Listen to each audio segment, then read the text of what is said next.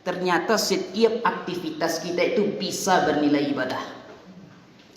Bapak Ibu, bukankah membuka HP itu menurut kita dari segi dunianya terkadang tidak membawa manfaat apa-apa?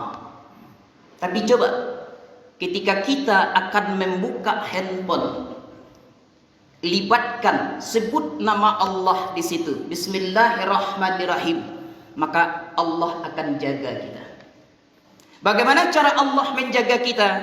Nampak berita yang tidak baik dalam handphone kita, Allah akan segera palingkan penglihatan kita. Nampak sesuatu berita yang tidak mengenakkan dan lain sebagainya, menyebut aib orang dan lain sebagainya, maka segera Allah palingkan. Berarti handphone kita itu diberkahi oleh Allah Subhanahu wa taala. Oleh karena itu mulailah setiap aktivitas yang akan kita lakukan, libatkan Allah di situ dengan menyebut Bismillahirrahmanirrahim. Segi dunianya dapat. Kenapa? Aktivitas melihat handphone kita bisa dapat. Dapatkah di hari akhirat kelak? Dapat. Sesuatu yang menyebut nama Allah namanya amal soleh. Maka amal soleh itu nama lainnya adalah takwa. Bukankah Allah Subhanahu wa taala menyebutkan dalam Al-Qur'an, kata-kata takwa itu 115 kali diulang oleh Allah dalam Al-Qur'an. Baik kalimatnya tattaqun, muttaqun, ittaqu dan lain sebagainya. Itu bermuara semuanya adalah orang baik, orang yang melakukan amal soleh.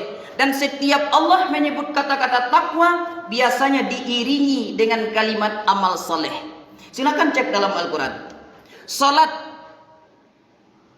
amal soleh? Iya, amal soleh. Dari mana kita tahu? Dari Al-Quran.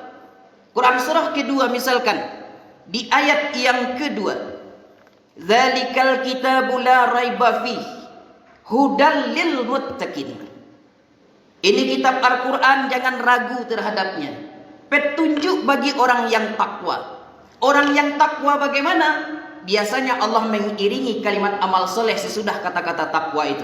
Silakan lihat, alladzina yu'minuna bil ghaibi wa yuqimunas shalah. Orang takwa yang mereka itu beriman kepada sesuatu yang tidak nampak dalam pandangan matanya, wa yuqimunas shalah, lalu mereka buktikan dengan beramal soleh. Amal soleh, salat amal soleh. Amal soleh bermuara kepada takwa.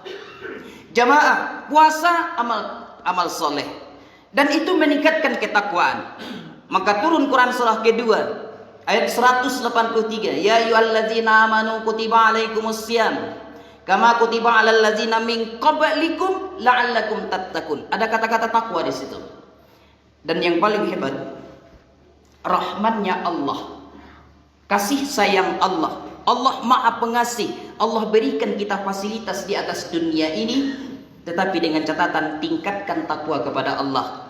Maka turun Quran surah 65 akhir ayat 2 sampai awal ayat 3. Wa may yattaqillah yaj'al lahu makhraja. Siapa orang yang takwanya meningkat kepada Allah Subhanahu wa taala, makhraja, setiap persoalan hidupnya Allah berikan jalan keluarnya. Allah yang berikan. Malah di awal ayat 3-nya, wa yarzuqhu min haitsu la yahtasib. Bahkan kata Allah, kalau takwanya itu sudah meningkat, rezekinya kami yang mendekatkan.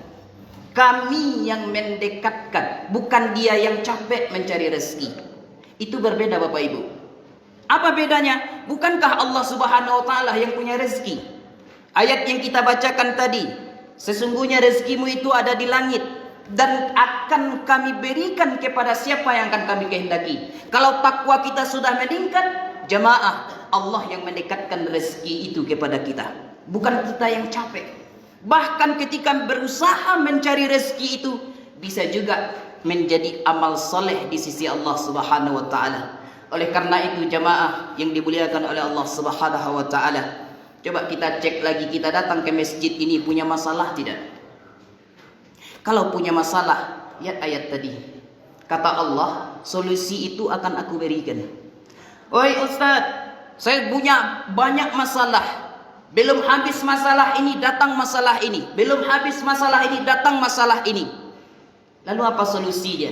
Cek dulu takwa kita kepada Allah. Sudah sejauh mana? Terkadang kita hanya menyalahkan, lupa terhadap kedekatan kita kepada Allah Subhanahu wa taala. Kita menyebutkan juga saya punya masalah, tidak pernah ada jalan keluarnya. Tetapi terkadang kita lupa, sudahkah takwa kita meningkat kepada Allah Subhanahu wa taala?